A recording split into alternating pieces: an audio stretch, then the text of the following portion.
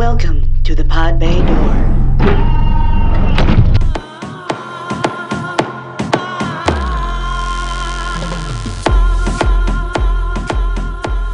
Hello, everybody. Thanks for joining us. This is the Podbean Door. You can join us every Tuesday for info on the newest tech, movies, games, and, of course, our base of operations, Las Vegas, Nevada. Sit back and relax and have some fun and maybe gain some interesting and useful information along the way. You can find us on iTunes Podcast at the Podbean Door. Our YouTube channel is the Podbean Door Podcast, or find us on any of your favorite podcast apps. If you like subscribing to things and clicking buttons, then scroll down and give ours a try. We think you'll love us a lot. This is Jamie, and my beautiful co-host today is Carla Marrero. Hi, Carla. Hi, yeah, I like that introduction. I am very excited to talk to Carla today. She is a former Las Vegas entertainer who is now an agent and a talent representative for Las Vegas and the whole southwestern region, and now including Kansas City, Missouri. Yes, Missouri, right? Yes, Kansas City, Missouri. Okay. But let's make sure that we have I don't want to say legitimate, but the Las Vegas entertainer. Okay. You know what I mean? Yeah. Okay. I gotcha. We're going to get the inside information from Carla on what it's like to perform in Las Vegas and what the entertainment and event atmosphere is now. Also in today's episodes, we're going to hear from Adam and Sam at the Level Up Conference here in Las Vegas. They're on location and on site at the conference and will give us all of the highlights from this premier gamers gathering. Looking forward to that. But first, a big thank you to our new listeners in North Dakota and North Carolina. We really appreciate you guys. Keep listening, downloading, and subscribing. We do appreciate that so much.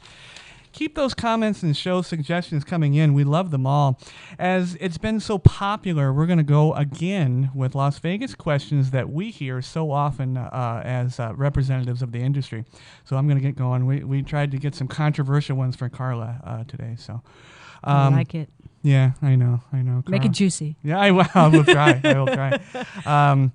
The first one, I would get a lot. I'd get this more than people always think that when I was a former concierge at the Venetian Hotel. I opened it. They call that a founder.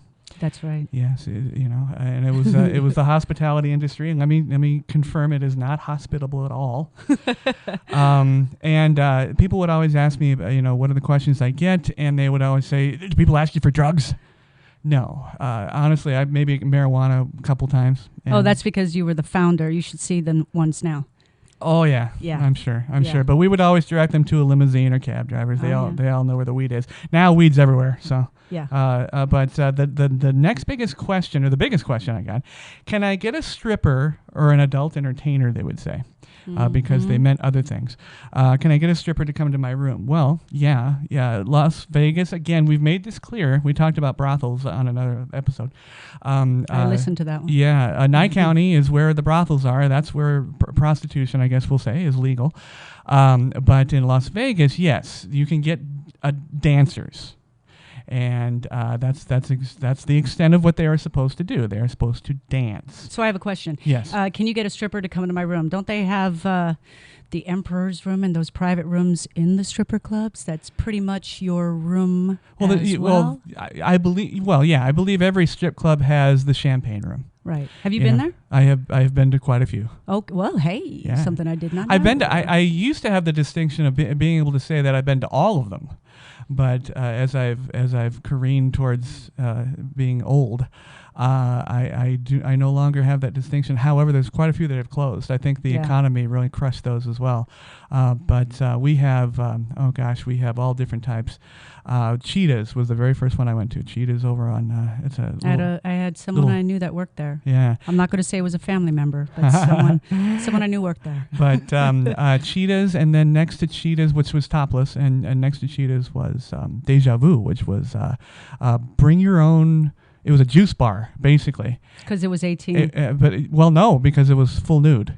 Yeah. Oh, well, full nude is 18, as long as you don't have alcohol. Right. I mean, look at Larry's. Exactly. Yeah, that's old school. Topless Villa. Yeah. That's old school. Yeah, and Palomino, which is grandfathered past everything. Palomino, pretty much anything goes.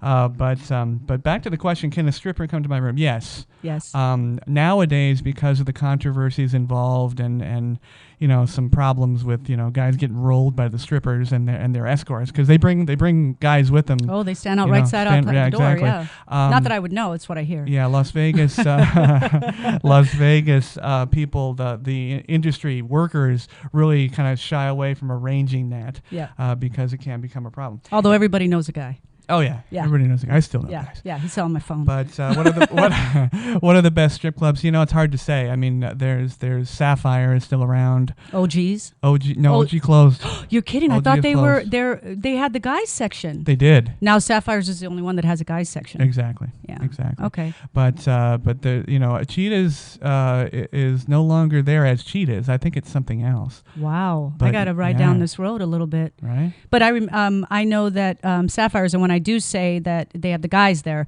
I'm not saying a guys section meaning guys for guys. I'm saying that although it might be male dancers. They have male dancers and a separate section that females can go in. But just ladies, be warned, if you're wearing a weave or anything, they do pull your hair when they walk by. Not that I would know. It's just what I hear. Yeah. Again. Yeah.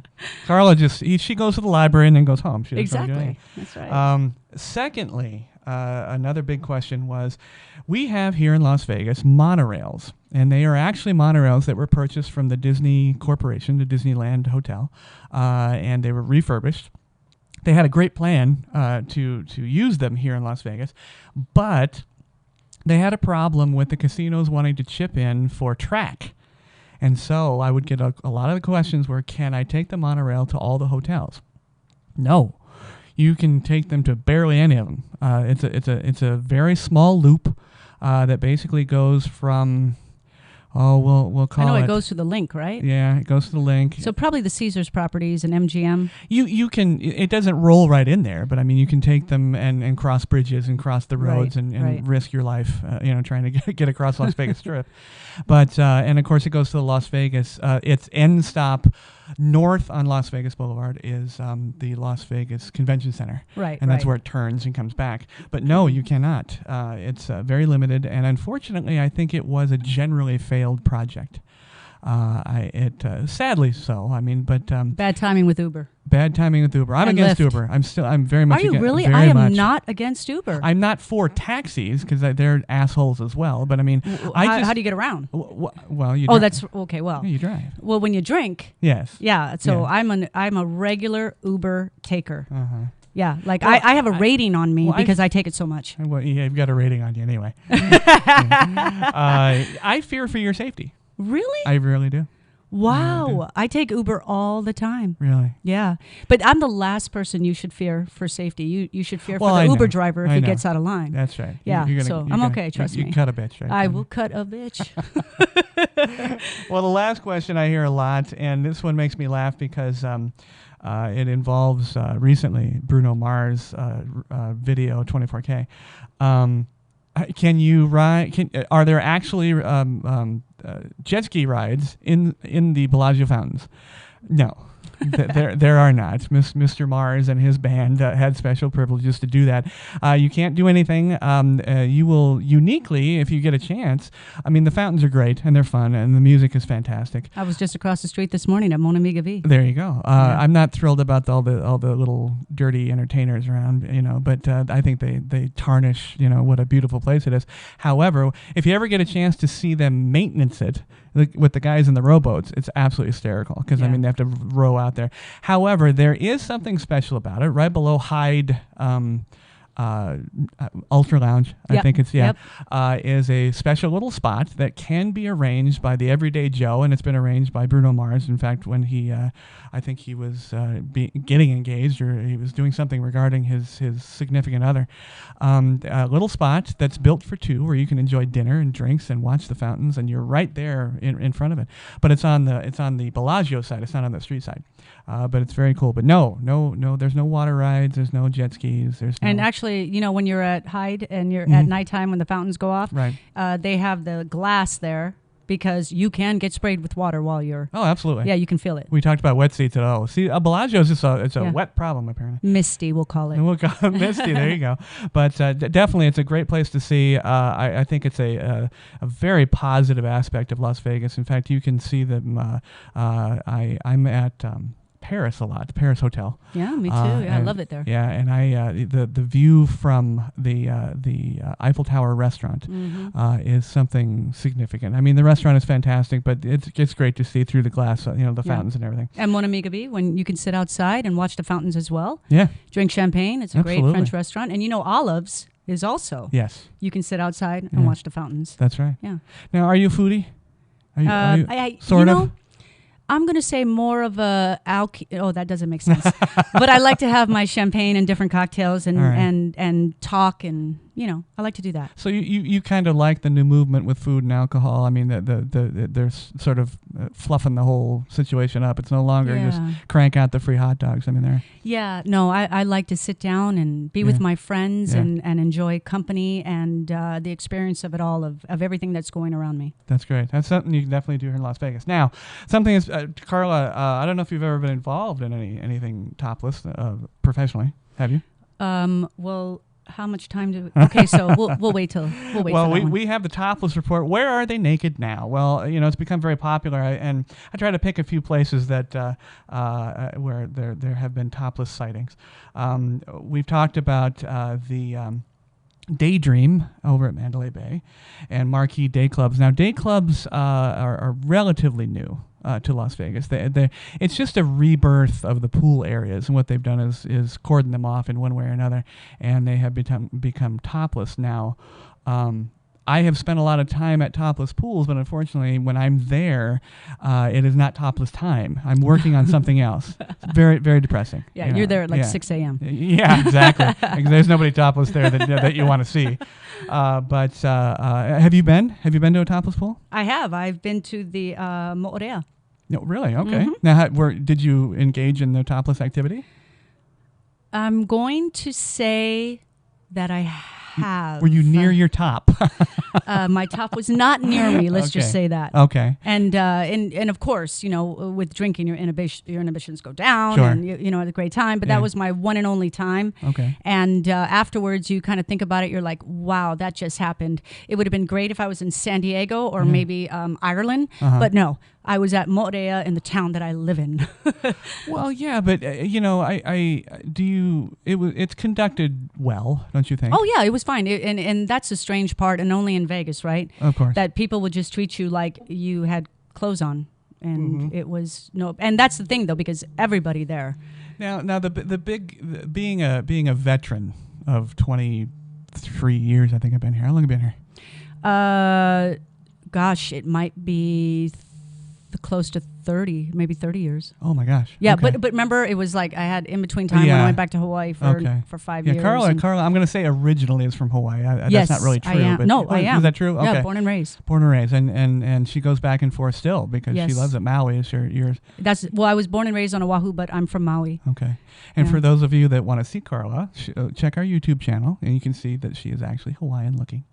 I'm like this. I forgot that the camera was yes, on. there's a camera right there. But now, since you've been, like I said, I have been around the topless clubs during their topless times, and of course, what I do is not good for topless clubs. I mean, being a photographer and a filmmaker, never good. Because when they see me coming, they're all diving away. Now, how are the crowds? Because one of the problems that we all have as locals is like, it's just not a great bunch of folks. But Moorea was great. It was great. Oh my gosh, I went with a few girlfriends and we had a great time. Oh, excellent. Yeah, and we were having a few libations. Yeah. But so was everybody, and we got to talk with people, and it was actually. I got to tell you, I had a really good time. And it was actually me and a girlfriend of mine's first time going to something like that. And it took us probably a good 2 hours, maybe 3 hours before we got comfortable enough. Before we had about 5 drinks. Yeah. And then we said, okay, we're comfortable. Okay. But once you see everybody else, and then, so I could see if you're coming here as a guest, as a tourist, it would be completely easy because You don't know anybody. So you're not just rolling in and ripping your top off. Oh, no, gosh. And is that, you think that's true for most women? Yes and no. Yes and no. I think that if you're from out of town, maybe 30 minutes. But we lived there, so we wanted to make sure we didn't know anybody. Sure. And so, yeah, about 3 hours. Okay. All right. Well, good. Well, see everybody. You know, it's topless and French fries, man. It was all the way. Nice. That's good. So topless pool. Now, did you pay to get in? Of course not. Yeah, of course not. Of course not. Yeah, not a group of girls. We've talked about that about clubs. Yeah. See, when you got hot Hawaiians and her friends, they're not paying. You can go in. Plus, not only that though, but we're in the industry, so. Yeah. You know. Well, and me and a bunch of squidgy-looking guys. Oh, you guys have to pay double. We're paying. Yeah, that's right. We're paying for the privilege of being around you. Yeah, for sure. Well, you know what? The other thing the one thing that I have seen, and spent a lot of time, I've experienced, you've experienced, obviously, being here 30 plus years, New Year's Eves. You've been. I've worked most of them. Yeah. And they're, you know, Carla will agree with me, I'm sure, that New Year's Eve it becomes inconvenient for those of us that have experienced enough of them.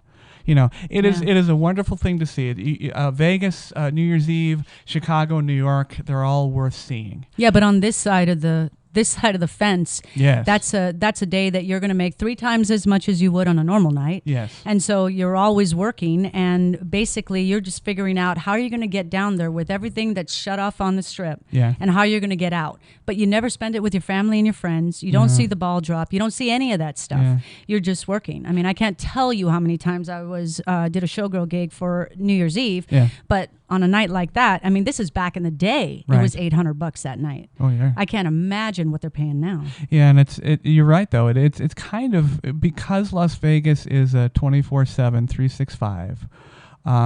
It's kind of depressing for us. Because I was so open to working all the holidays and giving people with families the chance. I mean, you're there with friends, like, I would mention our previous guest, Julia. I spent New Year's Eve and we watched everything. But it's kind of depressing. You're not with your family. You can't enjoy it. You're working, and the nuance of it fades, I think, after the 4th and 5th time that you've experienced it. But like you said, God forbid you're on the other side of the fence in the throng of people. Yeah. It's terrible. Now, and you got to remember, you're not drinking, so you're the only one that's working, terrible. Looking at people, going, "That's what it looks like." Yeah, no, it's horrifying. It's horrifying. Now, however, that's where I've seen the most topless activity. Really? Oh my gosh! I never see any of that on New Year's Eve. Oh my gosh! Really? Every time.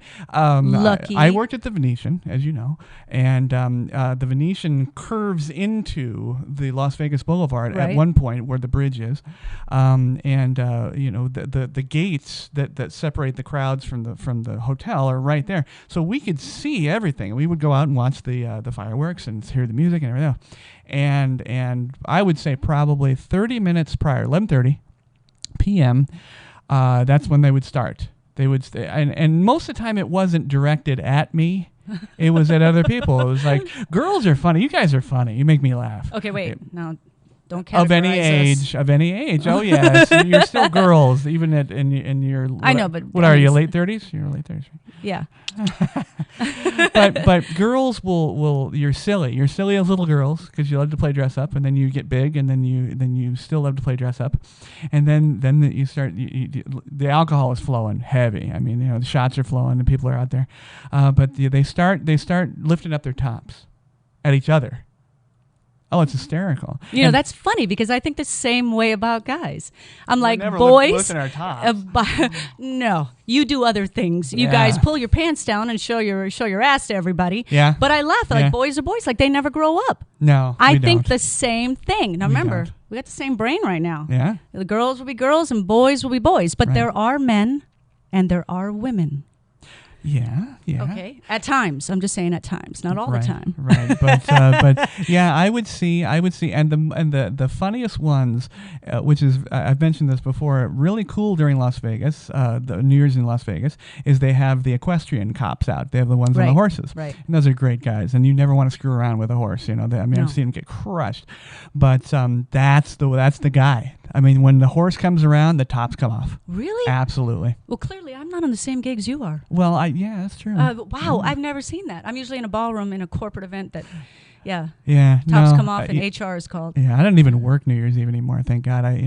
Luckily the crew members go out for me. But the equestrian cops would roll by and then all kind of boobies. That's it. I'm gonna have to follow the. I know, exactly. and then something that you have been involved with, either as an agent or an entertainer or just as a spectator, topless shows. We still have those in town. Yes, we do. Not, the few and far between. Yeah, not as much as they used to be. So I always wonder about that. Yeah. It's it seems like, and that's things that I wanted to discuss as well. Is like those kind of shows are just kind of going by the wayside. Well, we lost Follies Bergère. Yeah. We lost Jubilee. Yep. Those are two of the biggest ones, and I've seen them both. I know people that were entertained in both, and they were. Do we still have Crazy Girls? There was a new iteration of it. I think that they tried to spark up. Yeah. Now that was a long time ago. Small showroom. Yeah, that was the first show. I believe that was the first adult show that I saw as a visitor to Las Vegas many years ago. It's a great show. I mean, I remember Marla, and Marla was in that show when I was 18. You know what I mean? And then I've known all the dancers throughout till the time it. And then they left the Riv. I think the adult performer, the porn star Jenna Jameson, was in it one year. Wow! Yeah, she contracted. That was a long time ago. She contracted what? To be in the show. Oh, gotcha. I thought you were going somewhere else. No, but that's. I didn't see her in that, but I know she was in that. But Now, have you been in a show where it was topless? What exactly is your question? Have I ever have you performed in a show? Yeah. No, but I do have a good story about that. Well, go ahead. Okay, so I was working for a long time at Show in the Sky, and after that's that Rio at the Rio Hotel, yes, and that was we opened the show, so we were original under Blair Farrington. Okay. Farrington Productions, my mother agency, and. We did that show, and then when everyone left that, some of the dancers had gone over to Crazy Girls. So I was thinking about going back into doing another show. Now you have to remember something. I'm not a trained American dancer. Right. I'm a trained Polynesian dancer. Right. So it's a little different. The counts are different. Just the way we do things are different. Sure. And so I called one of my girlfriends that were in the show, and I said, "Hey, I would like to audition. Can you get me an audition?" And I believe she was a lead dancer then. She said, "Sure." So she got me an audition, and it was an experience. I'll tell you. Yeah. They don't think of it like we do. They're like boobs are boobs. They don't care. Oh no, absolutely. So I'm in the audition with the choreographer, and we're doing stuff, and they're like, "Okay, take your top off," and I was really uncomfortable. I was uncomfortable, and I just didn't know if I was ready for it. And it was the worst dentist visit you ever had. No, I'm just kidding. No, the dentist visit was better. So I took my top off, and we were dancing and doing our choreography and stuff. Needless to say, I didn't get the show, but I'm okay with that. Do you know why? I know that they never take the time to tell you why, but I mean... but I think that... How old were you at the time? At the time, I was probably 28, 29. So you've been around. You've been around the block. No, I'm sorry. I think I was... No, I'm sorry. I was in my 30s. Oh, you've been around a time and a half on that one. Yeah, right. I was in my 30s. I was probably 32, 33, somewhere around there. Wow. Yeah. Now I'm going to use a very millennial phrase, but that's very brave, for a woman in Las Vegas, because it's rough. That's a rough industry. Yeah, it was. But you know what? The dancers there were amazing. They're so nice. They were sweet. They were, I come from that background where I've worked with them forever, and they're really great people. I mean, absolutely, because me specifically, I wouldn't want to do it because no matter how matter of fact it is being topless, you are once you finally get in after being judged by all of the industry mates, then you're being judged every night by the people watching you. Right. That's tough. Yeah. Now I know you turn off. I mean, there's a switch, that you turn off, and you're like, it's just it just becomes normal, just like any other show that you do. You know, and the maintaining weight and I mean, I got a story about that. Oh yeah, we're getting to that for sure. Okay. Now we'll just transition right into that. When did you begin your career as an entertainer in Las Vegas? I was 17 years old, fresh out of high school. Wow. And I remember hearing about a Polynesian show in Las Vegas. And it was funny because I was like, wait a minute, you can get paid for that? Yeah. Because I went to hula school since I was 5 years old. My mom put me in with Auntie Clark and Aya. And so I went to school and I did all, you do all your stuff. And then all of a sudden I come to Las Vegas. I'm like, whoa, wait a minute. Yeah. I can get paid for this now? Yeah. So I found out that they were at the Gold Coast playing in the lounge. And it was weird because they have a like this band that does pop music, and then they do 2 Polynesian shows during all those sets. Okay. And so I left my phone number on the drum. They called me up. I auditioned, got the job, and my first job was at the Old Sahara Hotel in Don the Beachcomber. You know what? I know of that show. I wasn't around to see that. Yeah. I wasn't in Vegas at that time. I did 2 shows a night, 6 nights a week, and I got paid $250 a week. Oh, wow. Now, mind you, this is some time ago. At 17, though, you were just a pup. Yeah, and I worked there for a long time. And it was funny because our dressing room was in the busser area for the Italian restaurant. Right. And it had a little drape. And we were to dress behind there. Okay. And it was funny. And then we would run on stage. So, wow. Yeah. And then one time I forgot to take my socks off, and I ran on stage with my socks on and my Polynesian skirt. Hey, hula it happens. Socks, you can make up some Polynesian story. It's good luck. And the great part about this is I ended up working for this guy for 19 years. Wow. And this is Rooney with Hot Lava, and I worked for Hot Lava for 19 years. And the funny part about this is now we hire him for gigs. Yeah. So it's come full circle. No, I've met Rudy. Yeah. Yeah. Well, that's amazing. You know what? I know a lot about Carla. She and I have been friends for Yeah. long time. I know. I was thinking about that. Yeah. I can't even remember how many years. But I never knew that story. Yeah. 17. Yeah. Man, you were just a baby. And you know what? I was at an at some kind of art festival for local artists, and there was a framed photo. I mean, not a photo, but an artist drew an old Vegas showgirl, right? Like painting. Right. And it was on the Sahara wallpaper. They got the old Sahara wallpaper and they painted a showgirl in the center of it. Yeah. I didn't care what it cost. Oh, I bought it. I'm like, and I have it up in my house right now. And it was one of those memories where that was my first gig. That's fantastic. Yeah, it was awesome. Now I have a question. Oh, kind of awkward. Make it juicy. No, I will. I'm just kidding. Now, again, if you're watching YouTube, you can see Carla. Carla is rather busty. Does this say get up, be amazing, and then go to bed? Go back to bed. Take a nap. That's right. Now, Carla, you're rather busty. Now, at 17, obviously, you weren't the same size, right? I mean, no, it was close. I'll tell you, as most women will know, once you have a child and then you get put on weight notice for dancing, yes, you lose a lot of weight. That was my question. Now, you had breast augmentation. Yep. Yes.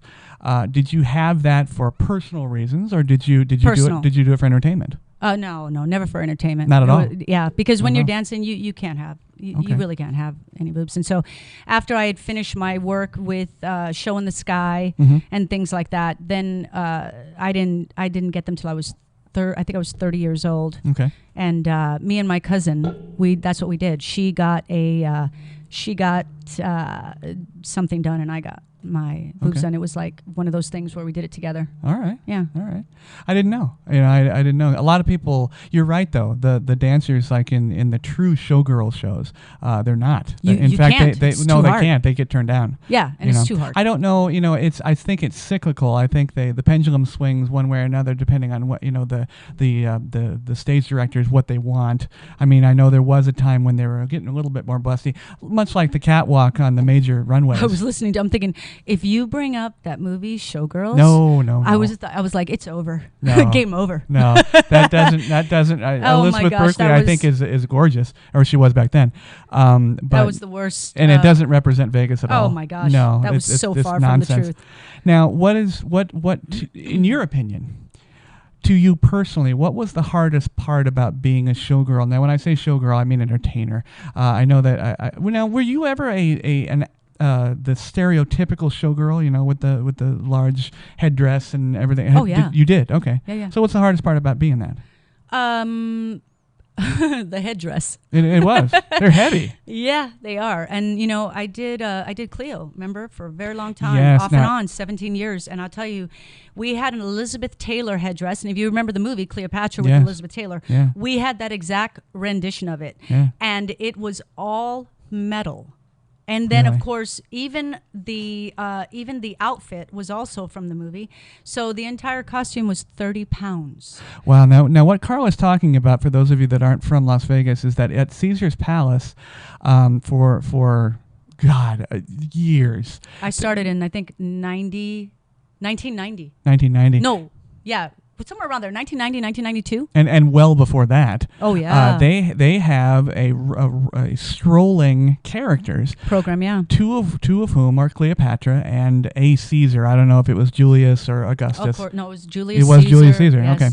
And you should see, there wasn't just them. No, we had Nubian guards, Egyptian guards, princesses, handmaidens. Right. We had centurions. Do they still do it?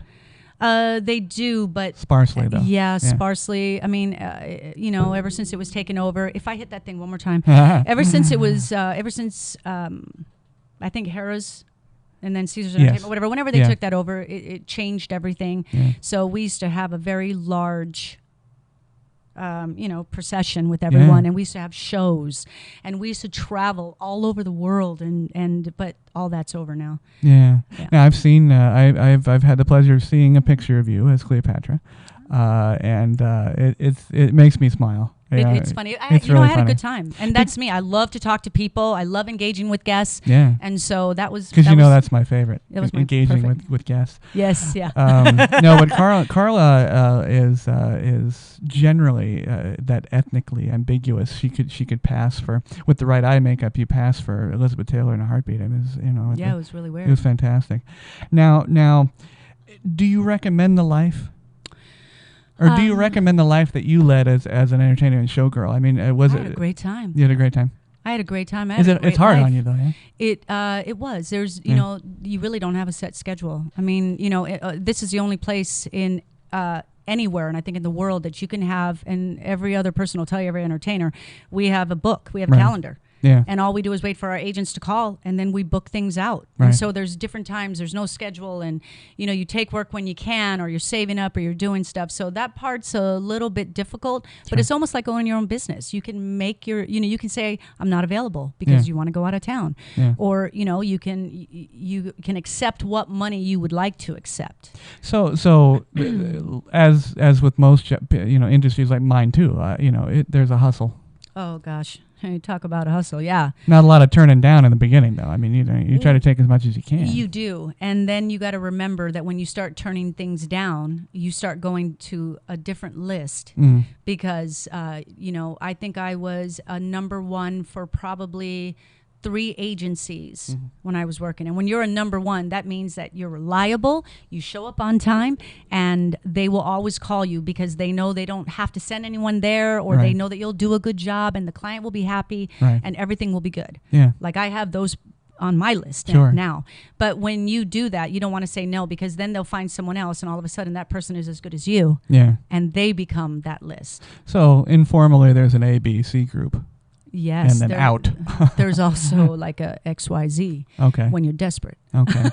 Now, turning down jobs. Obviously, you try not to when you're in the beginning of your career as a Vegas entertainer. But that brings up my next question: were you ever asked to do anything that you turned down because of what it was, rather than not being available? Yeah, if I ever felt uncomfortable with something, like if they said, we have this gig and it's going to be riding in a limo to go to, and you're just there as a hostess and you're just riding in a limo to go to a different hotel, or you're driving to Mesquite, or you're going here, I'd be like, I don't feel comfortable with that. Yeah. I like to work with other girls and, things like that, but that would probably be something that I was uncomfortable with. I'm trying to think of. What's the strangest thing that you were ever asked to do as an entertainer? I mean, wear a bear suit and hand out flyers. I mean, what? Do you mean besides putting the Queen Zulu suit on that had the big boobs and the big feet and the big head with fans in it and do it twice a day. Besides that, wow. Yeah.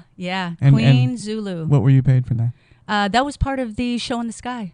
That was part of the show. Yeah, and you know what? I did it with my counterpart Randy, and he was King Zulu.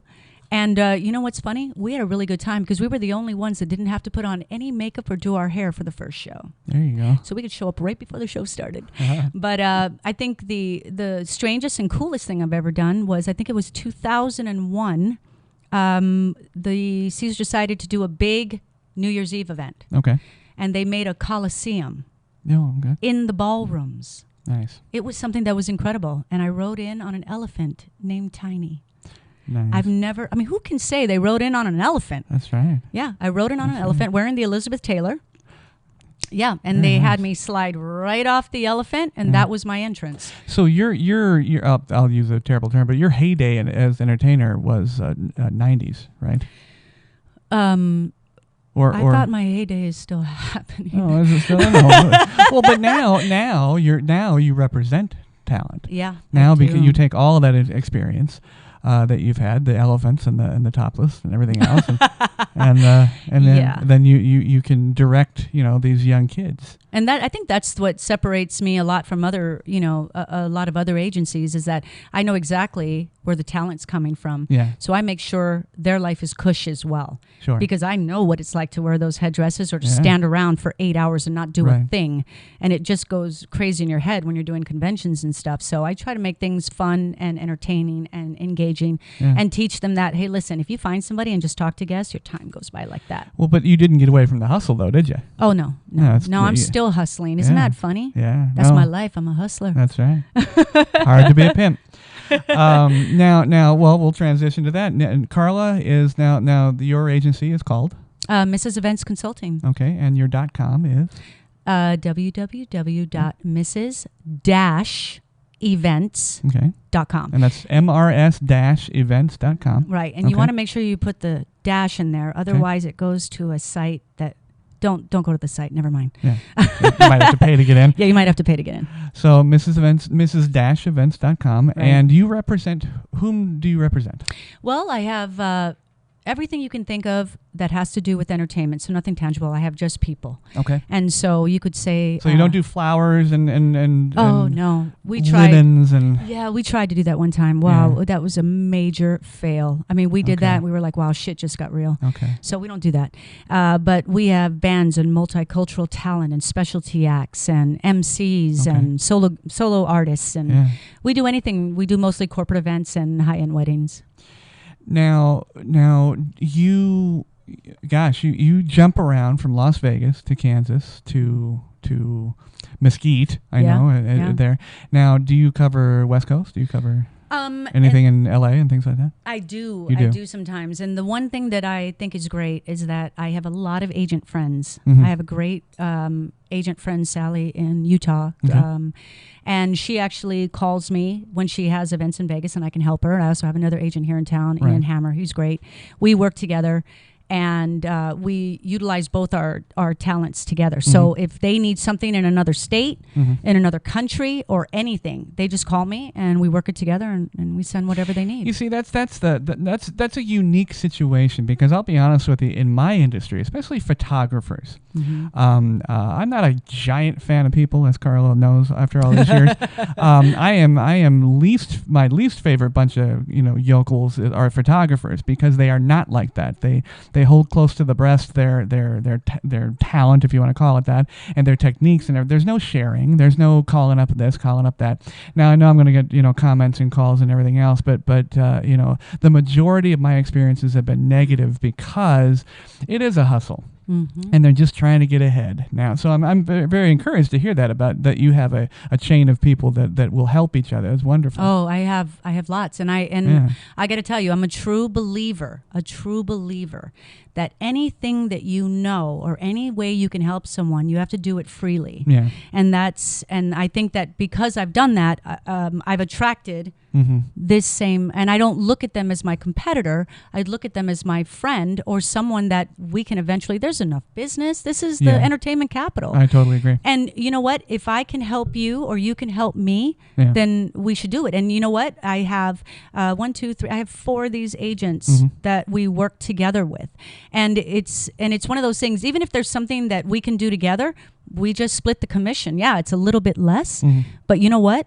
They help me. I mean, they really help me when I'm in a bind, and I can help them in the same way. Well, that's great. You know, and I know that you're an extremely positive person. You know, and you've been a positive influence in my life too. I mean, there's thank you. Well, there's many jobs that you and I've worked together where we had like over 10 years. Yeah, we both had to land our balloons together to try to get over the bad people that we've worked with. But, does everyone know that you're the only photographer I've used for the last 10 years? Well, I've not made that clear in the show, but I've always appreciated that. Now I have worked with, I can't say that I have seen a lot of talent that acted inappropriately. People always hear about runway models and things of that nature. Now I have seen some. I've seen some good cat fights on the catwalk. Yeah. That's because you hire models. Yeah, right. I hire dancers. There you go. It's not specific to girls. Girls, I mean, there's the catty thing and everything else, and girls are mean to each other, and girls, if they'll admit it, girls are mean. They're just mean to each other. They're mean to everybody else. They can be. Boys are a little more passive aggressive. Absolutely, absolutely. But have you had that stereotypical model agent, singer agent, where you just... All the time. Yeah, do you really? Yeah, all the time. And it's, and you know what? I have some really great models, and I hold them very close. They're the same girls I use all the time because I get no drama from them. When I do my fashion shows, though, I pretty much use all dancers. You know why? Because they remember choreography. Right. They don't fight, and they love each other, and they're pretty peaceful. Yeah. But as for some of the incidents that happen, I mean, there's a couple of rules that I like to enforce where if it's an out-of-town gig that I'm sending some girls out on or whatnot, I try to tell them, don't drink, even in town. Don't drink with the people you're working with. Yeah. So one great story, and this is years ago, I had a girl, she was working a convention and everything was great, beautiful girl, sweetheart, she's worked great for me. I get a call the next day from my client saying, I need you to come here and pull this girl off of the floor and replace her immediately. I'm like, oh my gosh. I drive down there. I'm like, what happened? What's going on? And I'm thinking, I'm freaking out. She's like, well, she decided to go out with some of the guys last night and decided to talk about her sexual adventures and then started talking about the day after pill. I was mortified. I pulled that girl off the floor, had a replacement ready, and I had to tell her, I'm like this, what made you think it was okay to go out with the salespeople and drink and then talk about your personal life and it not come back? Yeah. I go, are you an idiot? Well, it's the world we live in. I mean, I've railed on, on the podcast here, about how I'm discouraged how the United States is turned into, everybody's so damaged and so offended and so bullied, but unfortunately that story is very common. I tell all my guys, it may seem like you're friends with them and they never, and if the client wants to have that type of or wants to speak that way, listen but don't say anything, and it's just I would love to argue and say they're being too touchy, but in that particular case, no, they're the day after pill. I know. Come on, Jamie. I didn't know that existed anymore. Well, of course, this was a little while ago. Yeah. But at the same time, I'm like, if you mention the day after pill, I wanted to punch her in the throat. I was like, come on. Now, have you had more trouble with talent or clients? Oh, gosh. Well, this is my motto. You have to train your clients. Yes. You have to train them. You have to remember, you're the professional here and you know what you're doing. They have no idea. They're professional in their business. They are not professional in the event that they are producing, regardless if they do it every year for the last 30 years. Sure. This is something you do every day. Yeah. So, I'd like to train them and explain to them, okay, wait a minute now. If this happens, this is what's going to happen. If we don't get this, this is what's going to happen. And a little lesson I've learned twice that cost me a lot of money is every conversation, everything, put it on paper, have them sign it. Yeah. Everything. It was a $60,000 lesson for me, but I got to tell you, now everything, an addendum, it doesn't matter. Listen, if you do what you want to do, this is what I'm afraid will happen. I think you should change your mind. Nope, I want to do it. Sure, sign right here. Yeah. Oh, absolutely. And then when it does happen the way you said it was going to happen, and you show them that signed paper, you still get your $60,000. Yeah. So that was a tough lesson. And then the other lesson I wanted to say real quick is I can't express enough. Do not drink with your clients. Not me, because I might be the only person in the world that can handle her alcohol. I love to listen. But like the entertainers, they just don't know. And there's been, even when I was with a couple of girls today, I said, hey, can I tell your stories? And they're like, oh, okay, just don't say our names. And I'm like, but the same thing. They go out drinking. Right.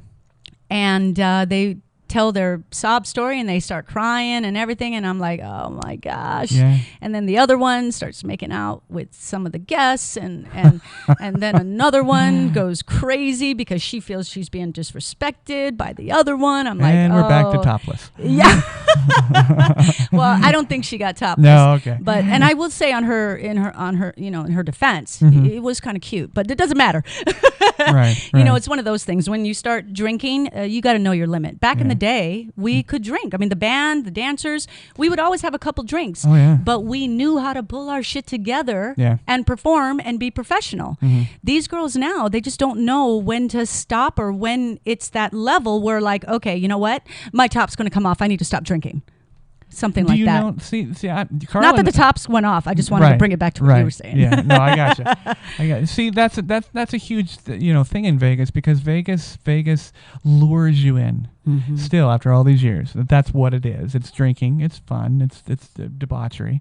What happens in Vegas stays in Vegas was a great campaign. I think it got a little stretched, but Vegas is a great place to come. But I think that we don't do what all these tourists do. You don't, no. We don't. And Carla knows that I don't drink at all. So you're right. Listen, I've tried. Oh wait, I think I got him to have a sip. You did at Brooklyn Bowl. You did. Remember? Yes, I did. I was like, I had to have the alcohol shake. And That's right. I think I got you had Jamie, a bourbon milkshake. Yes, and I think I got Jamie to drink that. Did. I think you did. I just want to say, I did it. That's right. Well, now Carla, it's shameless plug time. We got Miss MRS-events, mrsevents.com, right. And that's for everything Carla does as it regards talent representation. So if you're talent, You provide to events, you provide to venues, you provide... A lot of corporate, a lot of weddings, and we also look for things that are outside of the box. Okay. Everyone calls me and they're asking for strange things. As you'll see on Facebook. You'll see my Facebook, and the only time I ever get on there, you'll see it say, looking for... Okay. I mean, the last time was a pig, and remember, and I got it. Do. Yes, yes, pig, that was for my daughter's wedding on Saturday. Right. But hello, Kuipo. Yes, and her husband's her Dennis. Her fiance is Dennis. Yeah. Congratulations. I won't be able to attend, but I wish you all the best. Yes, and I'm so excited about that. Okay, so, but yeah, I do that, and we like multicultural. We like just things that are just really outside of the box. When you're looking for something strange, everyone always calls me. Yeah. And so, and I have talent that is all over Nashville, LA, China. I mean, just different places that if you need them and you have the cash, I can pull it in. And if you're a solid entertainer of any type, you can contact Carla so you can be part of her books. Absolutely. All right. Yep. Now another thing Carla does, now I don't know if you do this now, I know because your entertainment business, it takes most of your time, but you deal a lot with golf, yes?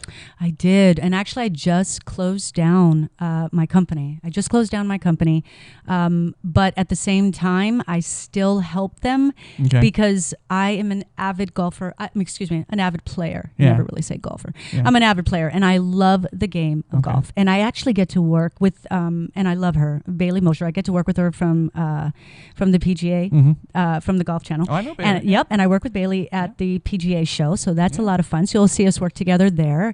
And I just think that I mean, it really is the mecca of golfing is playing in Mesquite, Nevada. And so I still help them. I still send groups there. Okay. And I love it. But I don't really, I closed down Tea Time with Carla a while ago because this business has been so good. Yeah. And Tea Time takes a lot of work because the age group that I work with, Right. of course, doesn't work well with digital stuff. So it's a lot of hand holding and I just don't have the time. Now, something very popular in Vegas, I think it's still popular, are the golf. I don't know what you call them. It always seems so insulting to call them like the golf bunnies or whatever you want to call them. No, they have the par mates. And things like that. Now, is that something you can arrange as well? Like if a group wants to come in, that's part of your talent Yeah, area? I'm actually doing that on Tuesday, the 16th for Audi Las Vegas. Okay. My girlfriend Mary's there, and she is doing a golf tournament for Audi at Spanish Trails on Tuesday. And so she said, hey, do you think that I could get some girls, to do the golf thing? And I'm like, I do.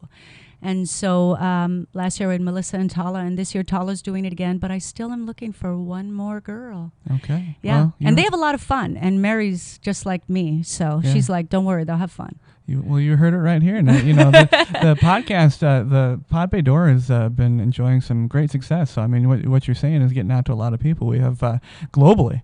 We actually have people in India listening right now. So. Wow. I'm like, that's namaste. When I worked at Caesars, that was my thing. I went and found all the different culturals and learned their greetings or their goodbyes so I could always speak with the different cultures. That was a lot of fun. That's great. You're lucky I didn't write some juicy questions for Jamie. No, I'm the least controversial person around.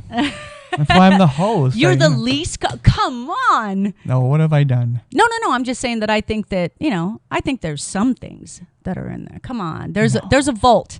And I'm going to say maybe on, I don't know, we'll say 15 or 16 podcasts. Yeah. I want to come back. Okay. And I want to be able to ask these questions. And just as much as you've wanted every person where I'm sitting to be honest, I'm going to dig open that grave. I'm in. Are you sure? Yeah. All right. You just got to let me know when you come back. Carla spends most of her time in Kansas now. No, I'm here once or twice a month. Okay. Yeah, and I call you every time I'm here. Well, that's right. True. We have our smoothie, and we have we'll get all right. You get your questions ready, and I promise you, I will answer everything honestly. Okay, good. Oh, I can't wait. It's going to be juicy. I know. Well, now, you know what? We're going to go to Adam and Sam. Adam and Sam are on the floor they're doing a field report at Level Up, and it's called the Ultimate Vegas Gaming and Anime Convention. It's everything gaming and gamers, and they have esports and everything else. But Adam and Sam are there right now, and they're going to give you a quick report. So how you doing, Adam? Hi, guys. You said it. Sam and I here representing the Pod Bay Door podcast, the Level Up Expo at the Cashman Center in Las Vegas. There's some great crowds here enjoying everything from fantasy card games, PC and console gaming, and even old school stand-up arcade games. The vendor displays are fantastic. They have comic books, action figures, and gaming and movie memorabilia. Everything's represented this year in the expo, movies, tech, gaming, and of course anime and cosplay. We just enjoyed some of the panel discussions, including a spotlight on the voice actors for the Dragon Ball Z series. The rooms were packed and the QA line was out the door. Cosplay is a huge part of Level Up this year. We've seen some crazy costumes from Star Wars, DC, and Marvel, and of course gaming. We had a great time, and big thank you to Level Up. Be sure to catch your YouTube channel, the Pod Bay Door Podcast, to see the highlights of the Level Up report. Back to you and Carla in the studio. All right, Carla. One thing we do here is called gear grinders, and it's something that is born out of my irritation with people and what people do. And you and I have had wonderful conversations about just generally how people are idiots. So not that I do want to say though my earlier comment about photographers. It's not overgeneralized, but I want to make sure that there are some wonderful photographers I've worked with. Filmmakers and whatnot. Kelly Schwartz, I don't know if you saw that episode, but great filmmaker. And so there are some spotlight people out there, but most people suck. So, Las Vegas has been known for something that we all as locals have prided ourselves on. but now it's over. Paid parking. Bullshit. Do you know? What is that? Do you know when I went to Monami today? Me? Yeah. That was the same thing. I was like, oh my God, it's parking. I got to pay for parking. But luckily, Caesars Entertainment for 1 year, if it's free with your Nevada driver's license, you just had to scan it. Well, but that's new. And MGM had the same thing. MGM. They did it for a month. They did. Well, yeah, they did actually. They started. We got December of 2016. Now, as vendors, I'm lucky. No, you don't get it. See, I get. I get it. Well, for now free. I charge the client. I have to charge the client for every single person, and it's $15 a person. So it's horrible. So if when I'm doing JCK coming up, I've got I think 22 people that's working. They have to pay $15 a person. What is that? Well, it's terrible, and it really, unfortunately the math is not working out for us. I saw a report recently that everybody, we all, the hue and cry was all negative because we were saying, the locals especially, we're not coming. Yeah. We're paying $10 goddamn for this, and that they said we're gonna hurt your business. Well, unfortunately, it's not hurting the business, but they're not making the money they thought they were going to make. A little lower than 7% of the ancillary sales that are involved in casinos' revenue has to do with parking. And it's definitely not making a huge profit, but we don't have the Raiders here yet. Yeah. We don't. T-Mobile is not really yet caught on. I don't think it's okay. It's not. It's okay. I love to see the fact that they're having multicultural things there, and and it's great. The Smith Center is obviously far better. Yeah. But so we'll wait to see. Are you Raiders? Yes or no? I've asked them. No. No. You don't. Yeah. No. Why? Yeah. The crowds. Or no crowds. I'm a Chiefs fan now. Are you a Chiefs fan? A big Chiefs fan, and I have friends. You're the other one. Yeah, and I've got friends in Hawaii who actually flew from Hawaii to Kansas City to watch the Raiders and the Chiefs and stuff. But that crowd's pretty rowdy. Nothing against Raider fans. Nothing against Raider fans. Do you think they're coming? Do you think the L.A. and Oakland are coming? I do. Really? I do. See, that's my point. I don't think they're going to come. I think we're going to have a 65,000 square seat stadium, and there's not going to be a damn person there. No, I think they're going to come. And there's only 8 games. There's only 8 games in the season. But you got to think about this. Think about the clout that Vegas really has. Yeah. I mean, they've made some crazy shit happen. Yeah, but we have the exhibition basketball, and that always goes badly. There's always shootings and fights and everything else. Yeah, that is what I'm worried about is bringing that in, because at the games, people are so passionate about their teams. Mm-hmm. I mean, there were fights that broke out in Kansas City, and we never have fights over there. Well, yeah, and I mean, we have a terrible history for that. I mean, we have the boxing and the boxing matches we've had. They clipped Tupac. Well, that's because we have all these different people. Or Biggie which one got Biggie was killed here? Was it Biggie or Tupac? No, it was Tupac. Tupac, okay. Yeah. And remember, it's still undecided. Sure. Yeah. But, I think because we have all the people that come here and the tensions are so high and everybody's from out of town. And, of course, we are run by our egos. Yeah. And so that's why all this bad stuff happens. All right. Well, all this came from the paid parking, which we're tremendously against. I think it is going to affect the Las Vegas profits, the casino profits negatively. I just don't. I think it's going to be a decade until they see it. I'm so against it, but I'm also very lucky being a vendor that I get to avoid some of it. Okay, well, we're going to have to talk later about how you avoid it. Okay. Yeah, because I need that pass. Okay. Well, but, I will say this, that you remember be an Vegas? Honorary. I work for TV photography. And so I also know that... how do I explain that? With everything that's going around, it's not casino anymore. This is not a gambling. Everyone's going for the retail. All these hotels are doing retail stuff, and I think that's why they went to the parking. I think so too. I think it's a future. It's a chessboard in Las Vegas now, and that's their move. And I think they're trying to capitalize on what may be coming in. Who knows? But it's certainly inconvenient, and you don't just suddenly start charging. There's not some dude there taking a few bucks. They have to install, and it's all credit cards. Yeah. Yeah, it's unmanned. You have to have a credit card at the ready. And of course, everybody, guys are sitting on their wallets, and when they're not ready, it's horrible. It's horrible. Yeah, I know. Well, think of how long it took me when I was trying to find my driver's license so I could get it for free. Yeah. But it's one of those things, I could go on a rant forever about that, Yeah. but I'm just not happy about the parking. Yeah. And not only that, you got to pay that for parking, you got to pay double to Yes. valet. Oh. And think about, you know what? My future son-in-law works. I'm not going to say anymore. Yeah. Anyway, Yeah. but they don't make the tips. Oh no, they've ruined that. If I gotta They've pay, ruined the industry. If I've got to pay $15, $20, $22 or whatever to park at City Center or whatnot, exactly. I'm not giving you $1. I hope they pay you $20 an hour now. Yeah. But that's the thing. They said that it has really gotten bad, and they're not making any tips. Oh, the waves from it, I think, haven't hit the shore yet. I mean, it's they've affected the valet industry. They've affected the bell industry because you get out paying $20 for parking. You're definitely not going to tip the valet. You're irritated, and you're not going to tip the bellman because you're already $20 and you haven't done anything. And these poor guys were, I always give 5 or 10, but these poor guys are only making $2 or $3 because those people aren't spending any money because they're not used to the tip industry in Vegas. Right. Now you're making them pay $15, $22. Yeah. Can I tell you something? They're not getting a dime because they think they're getting a part of the charged, and they're not getting it. No, I want everyone to know, please tip your valet guys. It's not their fault. Right. They're getting the same amount of money and they're not making any tips. It is unfair. I agree. Well, she's right. We could talk about this. Look at me. I'm forever. like this. I know. I'm so upset. She's upset. I'm upset. That helps pay for my daughter's wedding, That's right. This Saturday. I'm so excited. I'm excited too. I think it's fantastic. Now, the next thing. Now, Carla and I are without question. Now that she's far younger than I am. She looks far younger than I do. Am I not older than you? No. No, you're a year older than me, right? Yeah. Okay. Yeah. Well, I mean, 10 years. Sorry. That's right.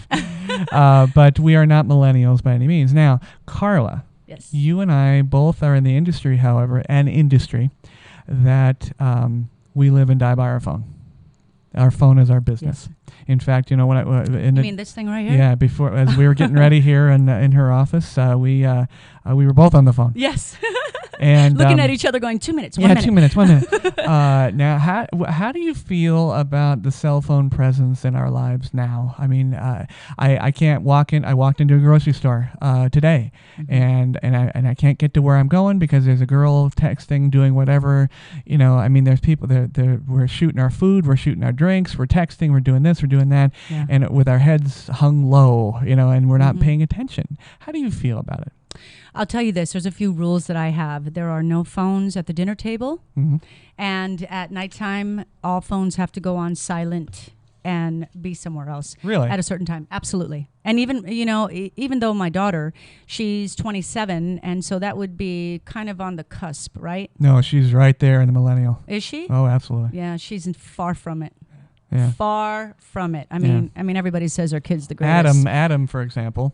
Adam's not. He's on the ass end of it. Yeah, but he's not. He's also not the. Not that millennials are bad. I mean, I've learned a lot and I studied a lot about them. These guys are they're hard workers. They really are. They are task-oriented people. You just have to tell them what they need to do, and they're But that's the thing. Remember before they said, okay, no one would do social media when we're growing up, right? Mm-hmm. Now they're like, okay, some people spend about 30 minutes on personal calls or whatnot. Yeah. Now, in this stage of everyone, they're spending 3 hours on social media daily at work. Right. You know what I'm saying? So it's one of those things. But yeah, I just think that. Do you take pictures of your food? I'm a Yelper. Are you? Yeah. So I do take a few photos of my food, but I'll tell you the reasoning why I do it. Okay. Because I think bad service needs to be reported, but even more importantly, I think great service needs to be told. And so when I have really great service and really great food, I want the people that own that place or the corporation that has, that owns all of it, I want them to know that I had great service and I had some great food. Yeah, but you're not taking pictures of every damn burrito you're No, I take a picture of my meal and I put my phone away and I do Yelp when I get out the door. Because you're big. I know you do family dinners. Now I'm assuming no phones that at the no table. phones at all. No. And when we do family dinner, we're talking about 12 people at the table. Bunch of crazy Hawaiians. Yeah, just talking, and Samoans, and we got Japanese, and we got Puerto Ricans. Yeah, it's all crazy. Okay. But yeah, we don't like the phones at the table because we actually sit down every Sunday from the time I was probably born. I don't know. But every Sunday, my family gets together for dinner still. And a family that eats together stays together. I agree. I agree. Does it upset you that you're so tethered to your phone? Upsets me every day. Especially when I forget it or something, it drives me nuts that I'm so tethered to an inanimate object like that. Yeah, but at the same time, it makes me money. Yeah, it does. But at the same time, like I haven't checked it this whole time that we were talking. Do you know why? Because this is important. Yeah. And I got to remember something. Here's a little note for you. Yes. This is here for your convenience, not anyone else's. Yeah. And I have to remember that. Yeah. You know what I mean? That's a good. No, it is. It's there for my convenience. So if someone's calling, they're like, "Why aren't you answering me? Why aren't you answering me?" Because now I have time to. Yeah. See, I have a tendency to not tendency. I have a I return. I return your text immediately. Right. And I do this, and if there's a delay, I've had people, including you, think there's a problem. Like, oh my God. Yeah. It's been 10 minutes. Everything okay? Yeah. And sometimes. And you're right. I think that's a bad precedent to set, because you're right. It is. It's your convenience. My convenience. Your convenience. Yeah. And when sometimes someone will say this is time sensitive. Yeah. Okay, I get it. But otherwise, I don't need to check my phone because everything I've planned everything out, and this is what I'm supposed to be doing. Mm-hmm. If someone needs something immediately for an emergency or whatnot, you should probably could have called me last week or yesterday. Yeah. You made it an emergency. And so now I'm going to have to charge you 3 times. Yeah, that's right.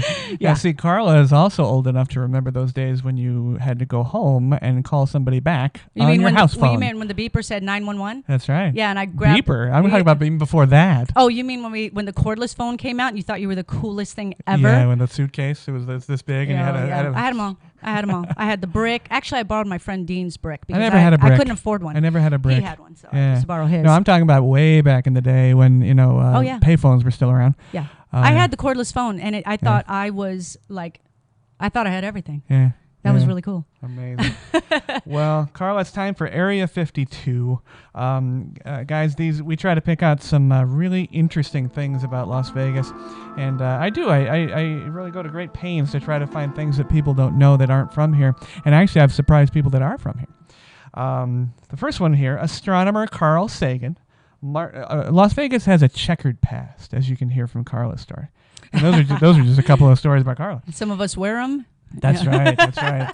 Astronomer Carl Sagan, Martin Sheen, the actor and singer and Rhodes Scholar, I might add, Chris Christopherson, have all been arrested in Las Vegas. They were arrested specifically together in a nuclear protest about the testing site. Oh, wow. This was years ago. However, we've had some recent ones. We've had, and I'm sure all of these people will remember these names, Paris Hilton, of course, O.J. Simpson, of course, Adam Pac-Man Jones, Bruno Mars was arrested, not for the jet skiing, but for something else. Vince Neil, Motley Crue, Suge Knight, speaking of Biggie and Tupac, Floyd Mayweather, my buddy over there at Popeyes, and Flavor Flav. They've all been arrested here in Las Vegas for one reason or another. I know there were some drugs and there was some fighting and there was some allegedly. Yes, allegedly. Well, I don't know if it's alleged if they've already served time. I think. Did they? Yeah. Oh, dude, book them, Dano. That's right. The next one I found very interesting. I didn't know this. The urinals at the Main Street station were built and attached to a part of the Berlin Wall. You're kidding. I am not kidding at all. Now, what? Yes. Did you know that? No, I did not know that. Now, Are you making this up? I am not making this up. I'm going to Google it. Please do. I'm going to GTS that. Please do. I would love to be corrected on this stuff, but thus far I've been absolutely 100% correct. I got to look this up. That's crazy. Look that up. Now, you've been there. You've been Main Street. That's where all the polys hang out. That's right. Speaking of that, the last one in Area 52, Las Vegas, is popularly known as the ninth island of Hawaii. That's right. I don't know if the Hawaiians actually say that. Do they? No, they do. Do they still? Yeah, say? Because we have such a large population of locals here. I mean, think of all the stuff that we do. I know. We did a Polynesian show yesterday at the Las Vegas Convention Center. Yeah. I mean, can it get more Hawaiian than that? I know. Do you still hula? No. You got the hips for it? Nah, I just, you know what? When I retired. Yeah. Yeah. I was like, oh no, I'm done, Yeah. or I'm gonna have a hip replacement. I go, I'm done. But absolutely. If anybody ever catches me on a fact check, I'm not going to trump you. You let me know. Be careful. Check it carefully, because I know you do your homework. I do. Yeah. Because I find this town interesting. I still do after 23 years. I've been here 23, almost 24 years. Wow. Yeah, I'm a vet for sure. But please do, and let us know, what you want to hear. We try to keep Las Vegas as a keystone to this podcast, but we talk about all different types of things. We have friends come in, but I want a huge thank you to Carla. Oh, thank you. That so was great to see you. I'm glad we get to spend time together. And this is like, I know. I mean, we've talked this long, just without the mics in front of us and the headphones. So. Well, you left us. You left us. Not really. I'm here right now. Oh, well, that's true. I mean, but this is still our office. You've got a big party. And it's a huge party. Yes. But again, her daughter and her soon-to-be husband, and again, his name is Dennis. Dennis. Yes. Yes. They're getting married tomorrow. I just learned that how to pronounce his last name. Oh yes. Frauchi. Frauchi. I can't even spell it. And what's the background on Frauchi? I'm gonna find out by. So their little babies are gonna be Polynesian, Hawaiian, and Frauchis. Wisconsin. Yeah. Oh, okay. Yeah. We got 50 people flying in from Wisconsin. And a pig. And we have a pig that we're cooking in the Emu. Yes. Underground. Yeah. You are doing that. Yes. Wow. We're having a cultural wedding. That's fantastic. Miley Lays, Pikakis. My cousin Donna and Kathy came in from Hawaii today to help me with all of the foliage we bought from the Big Island to make the arch. Are we doing poi? Yeah, we have poi. We have anybody spam that makes musubi. good poi. Is there good poi? I've had bad poi. you just have. Oh, it was just spoiled. Just put some sugar in it. Yeah. But we have chicken long rice, spam musubi. We got kalua pig, terry chicken, terry beef, haupia for dessert. We got all that stuff. Now, what's a Hawaiian good luck to the kids? What do they say? What's good luck in Hawaiian? Oh, you know what? I might is there have a good luck phrase? GTS that myself. Well, good luck to them in English.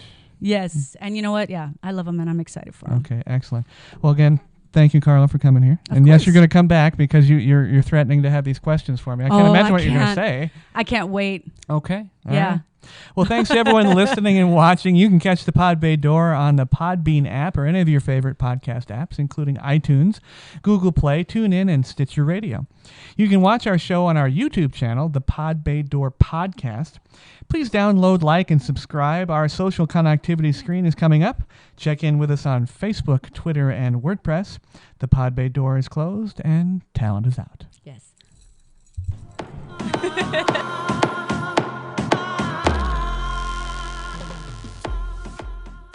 Hey everybody, thank you very much for tuning into the show. We would love to hear your show suggestions and comments. If you are watching on our YouTube channel, please click to subscribe. You can also connect with us on Facebook using @PBD Podcast, on Twitter using @TPBD Podcast, and on WordPress at thepodbaydoor.wordpress.com.